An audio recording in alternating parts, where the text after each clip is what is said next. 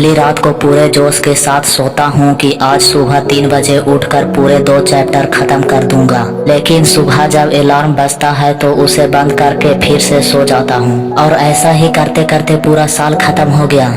लेकिन सुबह 3 बजे या 4 बजे उठकर कभी नहीं पढ़ा। अगर तुम भी ऐसा करते आ रहे हो तो यह 2 मिनट का वीडियो देख लो। मैं आपसे प्रॉमिस करता हूँ कि इसे सुनने के बाद आप 10-10 घंटा पढ़ने लगोगे। दोस्तों, क्या तुझे अपने माँ बाप का त्याग नहीं दिखता? क्या तुम्हें अपने माँ बाप को खून पसीना और मेहनत नहीं दिखती?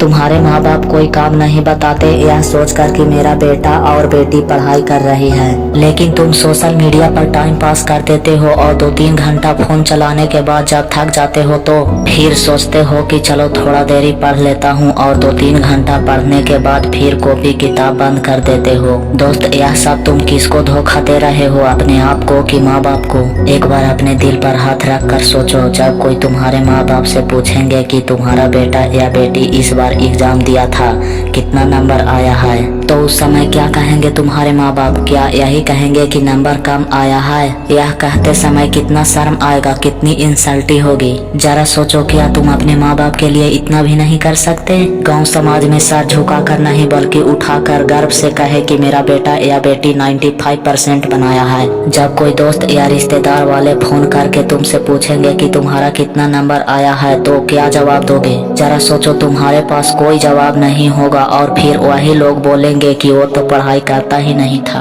आवारों की तरह इधर उधर घूमता रहता था। जो भी नहीं बोलने वाले थे वे भी तुम्हारा बुराई करेंगे। उसी दिन यह सब सुनकर कितना बुरा लगेगा। उस दिन तुम्हारा इंसल्ट ही नहीं होगा बल्कि तुम किसी को शक्ल दिखाने लायक ही नहीं रहोगे। अब तुम्हारे पास कम टाइम नहीं है बल्कि बहुत कम टाइम है, इसीलिए सब फालतू के काम छोड़ो और सिर्फ पढ़ना है, पढ़ना है, पढ़ना है और ऐसा पढ़ना है कि एग्जाम के लिए सब कुछ फाड़ के रख देना है। लेकिन सबसे इम्पोर्टेंट है, इस फोन को कुछ दिनों के लिए अपने आप से अलग कर दो, नहीं तो यह आपका बना हुआ जिंदगी बर्बाद कर देगा।